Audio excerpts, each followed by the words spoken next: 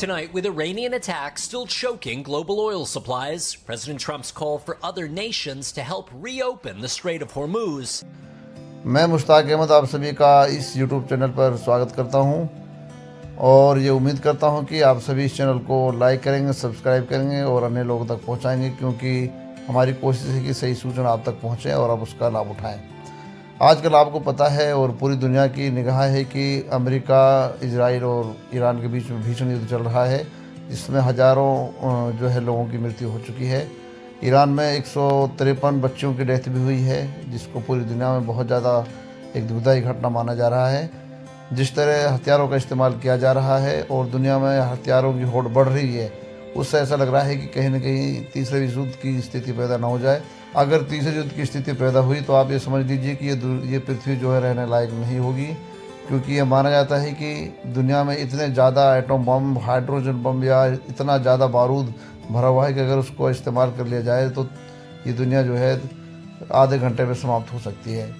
तो इतने बारूद पर ये पूरी दुनिया बैठी है। ऐसा हालातों में युद्ध का होना वाकई में एक बहुत दुख की बात है। और दूसरी जो बड़ी समस्या पैदा हो रही है वो ऊर्जा संकट की है। जब युद्ध होता है तो हर वर्ग उसमें अपने फ़ायदे के हिसाब से कदम उठाता है। इसी तरह से ईरान ने होर्मुज की जो खाड़ी है उसका तेल व्यापार बंद कर दिया है, जिसकी वजह से बहुत ज़्यादा संकट की स्थिति दुनिया में पैदा हो गई है, क्योंकि इसी खाड़ी से तेल और गैस की लगभग 20% व्यापार होता है। Saudi Arab, Iran, Iraq, Kuwait, Qatar, UAE जैसे प्रमुख तेल निर्यातक देश जो है इस पर पूरी तरह से निर्भर हैं। ऐसे ही बाज़ारों में जैसे चीन, भारत, जापान, दक्षिण कोरिया आदि को लगभग 80% तेल यहाँ से प्राप्त होता है। जो ईरान है वो उत्तर में है, दक्षिण की तरफ ओमान है।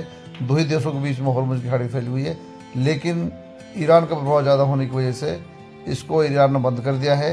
इसके बंद होने की वजह से ऊर्जा संकट की स्थिति पैदा हो गई है। इसको खोलने के लिए अमेरिका ने नाटो देशों से सहयोग मांगा है।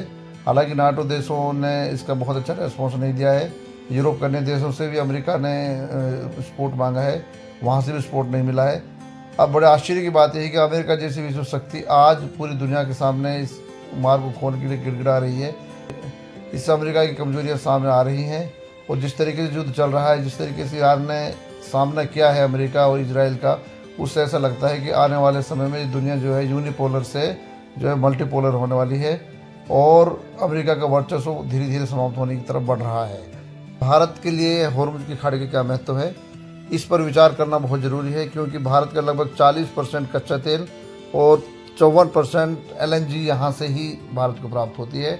इससे हम अंदाज़ा लगा सकते हैं कि भारत कितना ज़्यादा इस पर डिपेंड है। और अभी भारत में हाल ही में देखने को मिला था कि LPG गैस वगैरह की बहुत समस्या पैदा हो गई थी और भारत के जो विदेश मंत्री हैं CS जयशंकर, उन्होंने अपने काउंटर पार्ट यानी ईरान के विदेश मंत्री से बात की। इसके बाद भारत के 2 जहाज़ शिवालिक और नंदा देवी को होर्मुज खाड़ी से निकलने की इजाज़त दी है, जिससे भारत की कूटनीतिक विजय माना जा रहा है।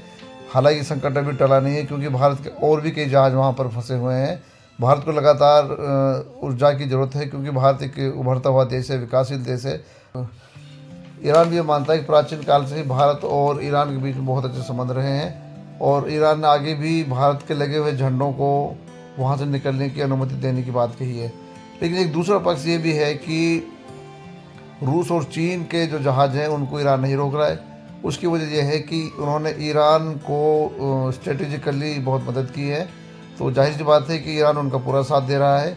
अप्रत्यक्ष रूप से ये कहा जा सकता है कि रूस और चीन का ईरान को बड़ा सहयोग मिल रहा है, इसलिए ईरान बहुत बड़े स्तर पर युद्ध को लड़ने की स्थिति में खड़ा है। अब देखना यह है कि होर्मुज की खाड़ी को कैसे खाली कराया जाता है। हालांकि ऐसा लगता नहीं है कि अमेरिका इसको बमों के माध्यम से दूर कर पाएगा। इसके लिए कूटनीतिक तरीके से निपटने की आवश्यकता है, तभी भारत और अन्य एशियाई देशों को यूरोपीय संकट से निकालने में मदद मिलेगी। और भारत कूटनीतिक रूप से लगातार संपर्क साध रहा है और भारत इसमें बड़ी सफलता मिली है। धन्यवाद।